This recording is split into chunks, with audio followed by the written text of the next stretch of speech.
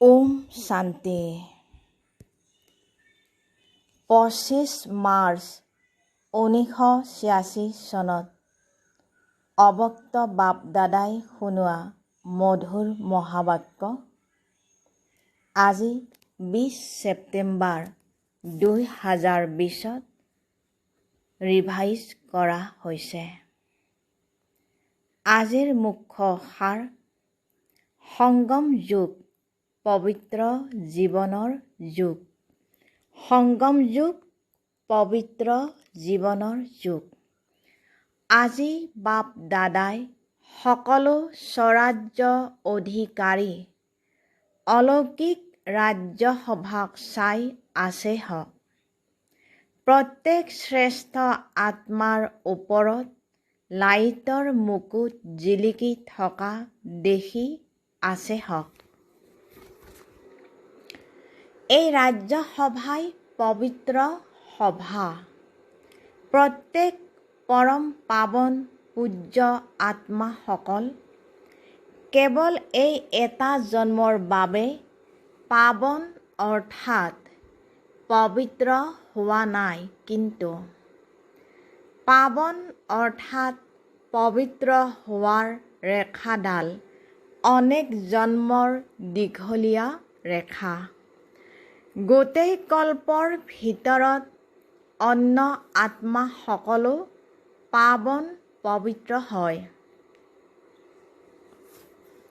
যিদৰে পাৱন আত্মাসকল ধৰ্ম পিতাৰ ৰূপত ধৰ্ম প্ৰতিষ্ঠা কৰাৰ নিমিত্ত হয়, লগতে বহুত মহান আত্মা বুলি কওঁতাসকলো পাৱন হয়, কিন্তু তেওঁলোক পাৱন হোৱাৰ আৰু তোমালোক পাৱন আত্মাসকলৰ মাজত অন্তৰ আছে। তোমালোকৰ পাৱন হোৱাৰ সাধন অতি সহজ। কোনো পৰিশ্ৰম নাই, কিয়নো পিতাৰ পৰা তোমালোক আত্মাসকলে সুখ শান্তি আৰু পবিত্ৰতাৰ উত্তৰাধিকাৰ সহজেই প্ৰাপ্ত কৰা। এইটো স্মৃতিৰে সহজে আৰু স্বত অবিনাশী হৈ যোৱা। জগতৰ লোকসকল পাৱন হয়, কিন্তু পৰিশ্ৰম কৰি, আৰু তেওঁলোকে 21 জন্মৰ বাবে উত্তৰাধিকাৰৰ ৰূপত পবিত্ৰতা প্ৰাপ্ত নকৰে। আজিৰ দিনটো জগতৰ হিচাপত হোলীৰ দিন বুলি কোৱা হয়। তেওঁলোকে হোলী পালন কৰে আৰু তোমালোকে নিজেই পৰমাত্ম ৰঙেৰে ৰাঙলী হোৱা হোলী আত্মা হৈ যোৱা। উদযাপন অলপ সময়ৰ বাবে কৰা হয়। তেনেকুৱা স্বৰূপ জীৱনৰ বাবে হ'বলগীয়া হয়। তেওঁলোকে দিৱস পালন কৰে আৰু তোমালোকে পবিত্ৰ জীৱন গঢ়ি তোলা। এই সংগম যুগ পবিত্ৰ জীৱনৰ যুগ হয়। গতিকে ৰঙেৰে ৰাঙলী হলা, অৰ্থাৎ অবিনাশী ৰং লাগি গ'ল, যিটো আঁতৰোৱাৰ আৱশ্যক নাই। সদা কালৰ বাবে পিতাৰ সমান হৈ গলা। সংগম যুগত নিৰাকাৰ পিতাৰ সমান কৰ্মাতীত নিৰাকাৰী স্থিতিৰ অনুভৱ কৰা আৰু 21 জন্ম ব্ৰহ্মা পিতাৰ সমান সৰ্বগুণ সম্পন্ন সম্পূৰ্ণ নিৰ্বিকাৰী শ্ৰেষ্ঠ জীৱনৰ সমান অনুভৱ কৰা। গতিকে তোমালোকৰ হোলী হ'ল সংগৰ ৰঙেৰে পিতাৰ সমান হোৱা। এনেকুৱা দৃঢ় ৰং হওক যাতে পিতাৰ সমান কৰি তোলে। এনেকুৱা হোলী জগতত কোনোবাই খেলেনে? পিতাৰ সমান হোৱাৰ হোলী খেলিব আহে। কিমান ভিন্ন ভিন্ন ৰং পিতাৰ দ্বাৰা প্ৰত্যেক আত্মাতে অবিনাশী ৰূপত লাগি যায়। জ্ঞানৰ ৰং, স্মৃতিৰ ৰং, অনেক শক্তিসমূহৰ ৰং, গুণসমূহৰ ৰং, শ্ৰেষ্ঠ দৃষ্টি, শ্ৰেষ্ঠ বৃত্তি, শ্ৰেষ্ঠ ভাৱনা, শ্ৰেষ্ঠ কামনা সদাকালৰ বাবে হৈ যাওক। এই আত্মিক ৰং কিমান সহজেই লাগি যায়। হোলী হৈ গলা অৰ্থাৎ হোলী পালন কৰিলা। তেওঁলোকে হোলী উদযাপন কৰে। যেনেকুৱা গুণ তেনেকুৱা ৰূপ হৈ যায়। সেই সময়ত যদি কোনোবাই তেওঁলোকৰ ফটো উলিয়ায় তেন্তে কেনেকুৱা লাগিব? তেওঁলোকে হোলী উদযাপন কৰি কি হৈ যায় আৰু তোমালোকে যেতিয়া হোলী পালন কৰা তেতিয়া ফৰিস্তা তথা দেৱতা হৈ যোৱা। হওঁতে সকলো তোমালোকৰে স্মাৰক, কিন্তু আধ্যাত্মিক শক্তি নোহোৱাৰ কাৰণে আধ্যাত্মিক ৰূপত পালন কৰিব নোৱাৰে। বাহ্যমুখী হোৱাৰ কাৰণে বাহ্যমুখী ৰূপতে পালন কৰি থাকে। তোমালোকৰ যথাৰ্থ ৰূপত মংগল মিলন উদযাপন কৰিব লাগে। হোলীৰ বিশেষত্ব হৈছে জ্বলোৱা, তাৰ পাছত পালন কৰা আৰু তাৰ পাছত মংগল মিলন কৰা। এই তিনিওটি বিশেষত্বৰে স্মাৰক বনোৱা আছে, কিয়নো তোমালোক সকলোৱে হোলী হোৱাৰ বাবে প্ৰথমে পুৰণি সংস্কাৰ, পুৰণি স্মৃতিসমূহ সকলো যোগ অগ্নিৰে জ্বলালা। সেইবাবে সংগৰ ৰঙেৰে হোলী উদযাপন কৰিলা, অৰ্থাৎ পিতাৰ সমান সংগৰ ৰং লগালা। যেতিয়া পিতাৰ সংগৰ ৰং লাগি যায় তেতিয়া সকলো আত্মাৰ প্ৰতি বিশ্বৰ সকলো আত্মাই পৰমাত্ম পৰিয়াল হৈ যায়। পৰমাত্ম পৰিয়াল হোৱাৰ কাৰণে প্ৰত্যেক আত্মাৰ প্ৰতি শুভ কামনা স্বাভাৱিক সংস্কাৰ হৈ যায়। সেইবাবে সদায় ইজনে সিজনৰ লগত মংগল মিলন উদযাপন কৰি থাকে।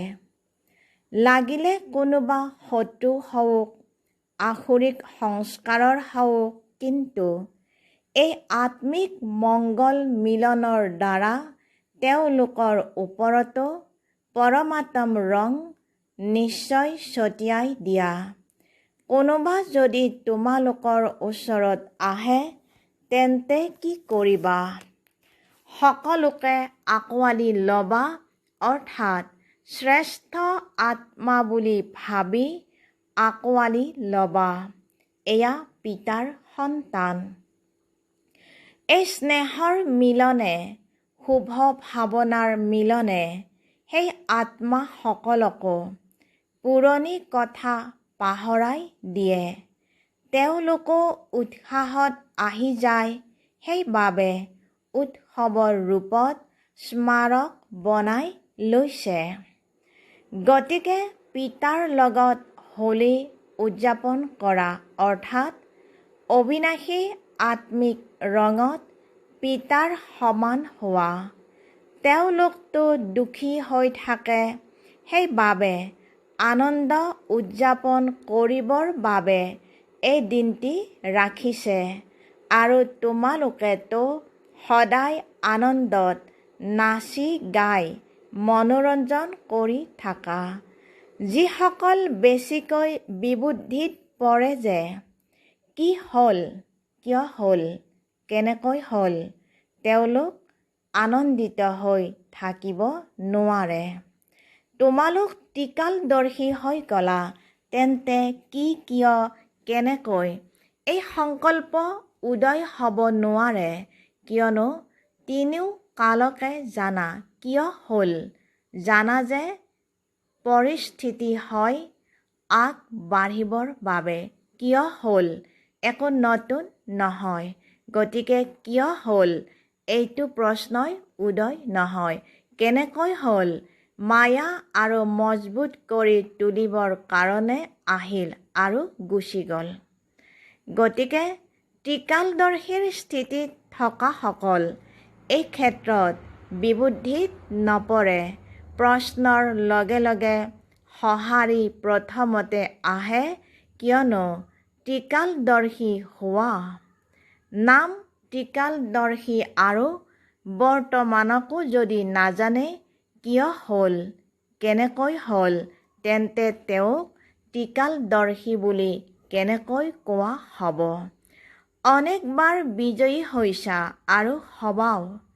অতীত আৰু ভৱিষ্যতকো জানা যে আমি ব্ৰাহ্মণৰ পৰা ফৰিস্তা, ফৰিস্তাৰ পৰা দেৱতা হ'বলৈ গৈ আছোঁ। আজি আৰু কালিৰ কথা। প্ৰশ্ন সমাপ্ত হৈ জ্যোতিচিহ্ন ফুলষ্টপ লাগি যায়। হোলীৰ অৰ্থই হৈছে হোলী, যি হৈ গ'ল সেয়া হৈ গ'ল। এনেকৈ বিন্দু লগাব জানা নহয়? এয়াও হোলীৰ অৰ্থ। জ্বলোৱাৰ হোলীও আহে, ৰং লগোৱাৰ হোলীও আহে আৰু বিন্দু লগোৱাৰ হোলীও আহে। মংগল মিলন উদযাপন কৰাৰ হোলীও আহে। চাৰিওটি প্ৰকাৰৰ হোলী আহে নহয়? যদি এটি প্ৰকাৰো কম হয় তেন্তে লাইটৰ মুকুট তিষ্ঠি নাথাকিব, খুলি পৰি থাকিব। মুকুট টান নহ'লে পৰি থাকে নহয়? চাৰিওটি প্ৰকাৰৰে হোলী পালন কৰাৰ ক্ষেত্ৰত কৃতকাৰ্য হৈছানে? যিহেতু পিতাৰ সমান হ'ব লাগে, তেন্তে পিতা সম্পন্ন আৰু সম্পূৰ্ণ হয়। শতাংশৰ হিচাপত স্থিতি কেতিয়ালৈ? যাৰ প্ৰতি স্নেহ থাকে তেন্তে স্নেহীৰ সমান হ'বলৈ কঠিন নালাগে। যদি পিতাৰ সদায় স্নেহী হোৱা তেন্তে সদায় সমান কিয় নোহোৱা? সহজ নহয় জানো বাৰু? সকলো সদায় পবিত্ৰ আৰু আনন্দিত হৈ থাকোঁতা পবিত্ৰ হংসসকলক উচ্চতকৈও উচ্চ পিতাৰ সমান পবিত্ৰ হোৱাৰ অবিনাশী শুভেচ্ছা জনাই আছোঁ। সদায় পিতাৰ সমান হোৱাৰ, সদায় পবিত্ৰ যুগত আনন্দোৎসৱ পালন কৰাৰ শুভেচ্ছা জনাই আছোঁ। সদায় পবিত্ৰ হংস হৈ জ্ঞান ৰত্নেৰে সম্পন্ন হোৱাৰ বাবে শুভেচ্ছা জনাই আছোঁ। সকলো ৰঙেৰে ৰাঙলী হোৱা পূজ্য আত্মা হোৱাৰ বাবে শুভেচ্ছা জনাই আছোঁ। শুভেচ্ছাও আছে আৰু স্নেহপূৰ্ণ স্মৰণো সদায় আছে আৰু সেৱাধাৰী পিতাৰ মালিক সন্তানসকলৰ প্ৰতি নমস্কাৰো সদায় আছে। তেন্তে স্নেহপূৰ্ণ স্মৰণ আৰু নমস্কাৰ। আমি সন্তানসকলেও আত্মাৰ মাতা পিতা বাপ দাদাক স্নেহপূৰ্ণ স্মৰণ আৰু নমস্কাৰ। আজি মালয়েছিয়াৰ দল আছে। দক্ষিণ পূব সকলোৱে এনেকৈ ভাবানে যে আমি ক'ত ক'ত সিঁচৰিত হৈ গৈছিলোঁ? পৰমাত্ম পৰিয়ালৰ জাহাজৰ পৰা নামি ক'ত ক'ত চুকে কোণে গুচি গৈছিলোঁ। সংসাৰ সাগৰত হেৰাই গৈছিলা কিয়নো দাপৰৰ পৰা আত্মিক বোমাৰ সলনি শৰীৰবোধৰ বোমা লাগিল। ৰাৱণে বোমা লগাই দিলে, গতিকে জাহাজ ভাঙি গ'ল। পৰমাত্ম পৰিয়ালৰ জাহাজ ভাঙি গ'ল আৰু ক'ত ক'ত গুচি গ'লা? য'তেই আশ্ৰয় পালা। ডুবিব ধৰাজনে য'তেই আশ্ৰয় পায় তাকে লৈ লয় নহয়। তোমালোক সকলোৱেও যি ধৰ্মৰে, যি দেশৰে অলপ আশ্ৰয় পালা, তালৈ গুচি গ'লা। কিন্তু সংস্কাৰটো সেয়াই আছে। সেইবাবে অন্য ধৰ্মলৈ গৈও নিজৰ বাস্তৱিক ধৰ্মৰ পৰিচয় পোৱা বাবে আহি উপস্থিত হৈ গ'লা। গোটেই বিশ্বতেই সিঁচৰিত হৈ গৈছিলা। এই বিচ্ছিন্ন হোৱাটো কল্যাণকাৰী হ'ল যে অনেক আত্মাসকলক এজনে উলিয়াই অনাৰ কাৰ্য কৰিলে। বিশ্বত পৰমাত্ম পৰিয়ালৰ পৰিচয় দিয়াৰ বাবে কল্যাণকাৰী হৈ গ'লা। সকলোৱে যদি ভাৰততে থাকিলাহেঁতেন তেন্তে বিশ্বত সেৱা কেনেকৈ হ'লহেঁতেন? সেইবাবে চুকে কোণে সিঁচৰিত হৈ গ'লা। সকলো মুখ্য ধৰ্মত কোনোবা নহয় কোনোবা গুচি গৈছে। এজনো যদি ওলায় তেন্তে সমগোত্ৰীয়সকলক নিশ্চয় জগাই তোলে।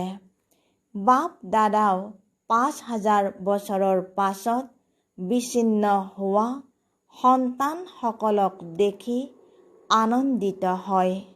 তোমালোকো আনন্দিত হোৱা নহয়? আহিতো গ'লা, লগতো পালা। মালয়েছিয়াৰ কোনো VIP এতিয়ালৈকে অহা নাই। সেৱাৰ লক্ষ্যৰে তেওঁলোককো নিমিত্ত কৰা হয়। সেৱাৰ তীব্ৰ গতিৰে নিমিত্ত হৈ যায়। সেইবাবে তেওঁলোকক আগত ৰাখিবলগীয়া হয়। পিতাৰ কাৰণেতো তোমালোকেই শ্ৰেষ্ঠ আত্মা হোৱা। আত্মিক নিচাততো তোমালোক শ্ৰেষ্ঠ হোৱা নহয়নে? ক'ত তোমালোক পূজ্য আত্মা আৰু ক'ত তেওঁলোক মায়াত আবদ্ধ হৈ থাকোতা। পৰিচয়বিহীন আত্মাসকলকো পৰিচয়টো দিব লাগিব নহয় জানো? ছিংগাপুৰতো এতিয়া বৃদ্ধি হৈ আছে। য'ত পিতাৰ অনন্য ৰত্নসকল উপস্থিত হৈ যায়, তেতিয়া ৰত্নই ৰত্নকহে উলিয়াই আনে। সাহস ৰাখি সেৱাত নিষ্ঠাৰে আগবাঢ়ি গৈ আছা। গতিকে পৰিশ্ৰমৰ ফল শ্ৰেষ্ঠই পাবা। নিজৰ পৰিয়ালক একত্ৰিত কৰিব লাগে। পৰিয়ালৰ পৰা বিচ্ছিন্ন হৈ যোৱাজন যদি পৰিয়ালত আহি যায় তেন্তে কিমান আনন্দিত হয় আৰু অন্তৰেৰে ধন্যবাদ ব্যক্ত কৰে। গতিকে এওঁলোকেও পৰিয়ালত আহি কিমান যে ধন্যবাদ ব্যক্ত কৰে। নিমিত্ত হৈ পিতাৰ কৰি ল'লে। সংগমত ডিঙিত ধন্যবাদৰ মালা বহুত পৰে বাৰু। অব্যক্ত মহাবাক্য অখণ্ড মহাদানী হোৱা। মহাদানী অৰ্থাৎ প্ৰাপ্ত কৰা খাজনাক স্বাৰ্থ নৰখাকৈ সকলো আত্মাকে দিওঁতা। নিস্বাৰ্থ ভাৱৰ নিজৰ স্বাৰ্থৰ পৰা উপৰাম আত্মাহে মহাদানী হ'ব পাৰে। অন্যৰ আনন্দত নিজে আনন্দিত অনুভৱ কৰাটো মহাদানী হোৱা হয়। যিদৰে সাগৰ সম্পন্ন অক্ষয় অখণ্ড, সেইদৰে তোমালোক সন্তানসকলো মাষ্টাৰ অখণ্ড অক্ষয় খাজনাৰ মালিক হোৱা। গতিকে যি খাজনা প্ৰাপ্ত কৰিছা তাক মহাদানী হৈ অন্যৰ প্ৰতি কাৰ্যত লগাই থাকা। যিয়েই সম্বন্ধত আহুতা ভক্ত বা সাধাৰণ আত্মা আছে, তেওঁলোকৰ প্ৰতি সদায় এইটোৱে ভাৱনা থাকক যে তেওঁলোকে যাতে ভক্তিৰ ফল লাভ কৰে। যিমানেই দয়ালু অন্তৰৰ হবা, সিমানেই এনেকুৱা দিকভ্ৰান্ত আত্মাসকলক সহজে ৰাস্তা দেখুৱাবা। তোমালোকৰ ওচৰত সকলোতকৈ শ্ৰেষ্ঠ খাজনা হৈছে আনন্দ। তোমালোকে সেই আনন্দৰ খাজনা দান কৰি থাকা।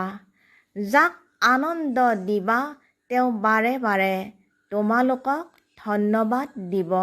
দুখী আত্মাসকলক যদি আনন্দ দান কৰা, তেতিয়া তোমালোকৰ গুণ গাব। এই ক্ষেত্ৰত মহাদানী হোৱা, আনন্দৰ খাজনা বিলোৱা, নিজৰ সমগোত্ৰীয়সকলক জগোৱা, ৰাস্তা দেখুওৱা।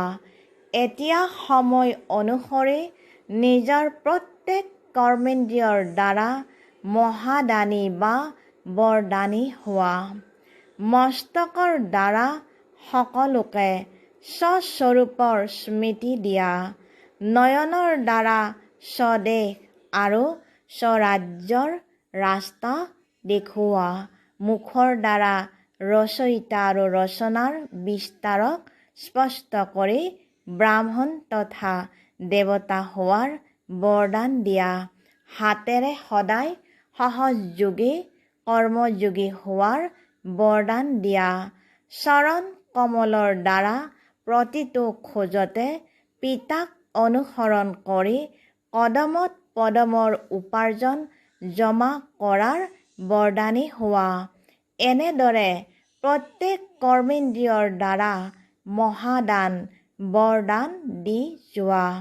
মাষ্টাৰ দাতা হৈ পৰিস্থিতিসমূহক পৰিৱৰ্তন কৰাৰ, দুৰ্বলক শক্তিশালী কৰি তোলাৰ, বায়ুমণ্ডল বা বৃত্তিক নিজৰ শক্তিসমূহৰ দ্বাৰা পৰিৱৰ্তন কৰাৰ, সদায় নিজক কল্যাণৰ অৰ্থে দায়িত্বশীল আত্মা বুলি ভাবি প্ৰতিটো কথাত সহযোগ বা শক্তিৰ মহাদান বা বৰদান দিয়াৰ সংকল্প কৰা। মই দিব লাগে, মই কৰিব লাগে, মই সলনি হ'ব লাগে, মই নম্ৰ হ'ব লাগে। এনেকৈ যিয়ে কৰে তেওঁৱেই অৰ্জুন, অৰ্থাৎ দাতা ভাৱৰ বিশেষত্বক ধাৰণ কৰা। এতিয়া প্ৰত্যেক আত্মাৰ প্ৰতি বিশেষ অনুভৱী মূৰ্ত হৈ, বিশেষ অনুভৱৰ খনি হৈ, অনুভৱী মূৰ্ত কৰি তোলাৰ মহাদান কৰা। যাৰ দ্বাৰা প্ৰত্যেক আত্মাই অনুভৱৰ আধাৰত অংগদৰ সমান হৈ যাব। চলি আছো, কৰি আছো, শুনি আছো, শুনাই আছো, এনেকুৱা নহয়, কিন্তু অনুভৱৰ খাজনা পাই গলো। এনেকৈ গীত গাই আনন্দৰ দোলনাত দুলি থাকক। তোমালোক সন্তানসকলে যিয়েই খাজনা পিতাৰ দ্বাৰা প্ৰাপ্ত কৰিছা, তাক বিলাই থাকা, অৰ্থাৎ মহাদানী হোৱা। সদায় কোনোবা আহিলে যাতে তোমালোকৰ ভঁৰালৰ পৰা খালী হাতে নাযায়। তোমালোক সকলো বহুকালৰ সঙ্গী আৰু বহুকালৰ ৰাজ্য অধিকাৰী হোৱা। গতিকে অন্তিমৰ দুৰ্বল আত্মাসকলক মহাদানী বৰদানী হৈ অনুভৱৰ দান আৰু পুণ্য কৰা। এই পুণ্যই আধা কল্পৰ বাবে তোমালোকক পূজনীয় আৰু গায়নযোগ্য কৰি তুলিব। তোমালোক সকলো জ্ঞানৰ খাজনাৰে সম্পন্ন ধনৰ দেৱী হোৱা। যেতিয়াৰ পৰা ব্ৰাহ্মণ হৈছা, তেতিয়াৰ পৰা জন্মসিদ্ধ অধিকাৰৰ ৰূপত জ্ঞানৰ শক্তিসমূহৰ খাজনা প্ৰাপ্ত কৰিছা। এই খাজনাসমূহক নিজৰ প্ৰতি আৰু অন্যৰ প্ৰতি ব্যৱহাৰ কৰা, তেতিয়া আনন্দ বাঢ়িব। এই ক্ষেত্ৰত মহাদানী হোৱা। মহাদানী অৰ্থাৎ সদায় অখণ্ড ভঁৰাল চলি থাকক। ঈশ্বৰীয় সেৱাৰ সকলোতকৈ শ্ৰেষ্ঠ পুণ্য হৈছে পবিত্ৰতাৰ দান দিয়া। পবিত্ৰ হোৱা আৰু পবিত্ৰ কৰি তোলা মানে পূৰ্ণ আত্মা হোৱা, কিয়নো কোনো আত্মাক আত্মাঘাত মহাপাপৰ পৰা ৰক্ষা কৰা। অপবিত্ৰতা আত্মঘাত হয়, পবিত্ৰতা হৈছে জীৱন দান। পবিত্ৰ হোৱা আৰু পবিত্ৰ কৰি তোলা, এয়াই মহাদান কৰি পূৰ্ণ আত্মা হোৱা। মহাদানী অৰ্থাৎ একেবাৰে নিৰ্বল, হতাশ, অসমৰ্থ আত্মাক অতিৰিক্ত বল প্ৰদান কৰি আত্মিক দয়াশীল হোৱা। মহাদানী অৰ্থাৎ একেবাৰে আশাহীন অৱস্থাতো আশাৰ সঞ্চাৰ কৰা। গতিকে মাষ্টাৰ ৰচয়িতা হৈ প্ৰাপ্ত হোৱা শক্তিসমূহক আৰু প্ৰাপ্ত হোৱা জ্ঞান, গুণ তথা সকলো খাজনাক অন্যৰ প্ৰতি মহাদানী হৈ দি যোৱা। দান সদায় একেবাৰে দুখীয়াক দিয়া হয়। আশ্ৰয়হীনক আশ্ৰয় দিয়া হয়। গতিকে প্ৰজাৰ প্ৰতি মহাদানী আৰু অন্তত ভক্ত আত্মাসকলৰ প্ৰতি মহাদানী হোৱা।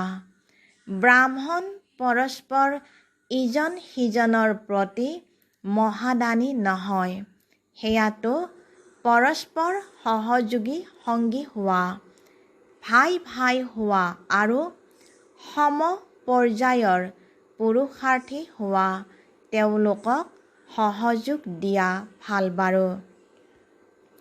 আজিৰ বৰদান: শক্তিশালী বৃত্তিৰ দ্বাৰা মনেৰে সেৱা কৰোঁতা বিশ্ব কল্যাণকাৰী হোৱা।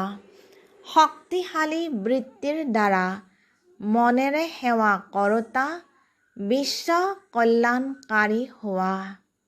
বিস্তাৰভাৱে বিশ্বৰ পীড়িত আত্মাসকলক ৰাস্তা দেখুৱাবৰ বাবে সাক্ষাৎ পিতাৰ সমান প্ৰকাশকুঞ্জ, শক্তিকুঞ্জ হোৱা।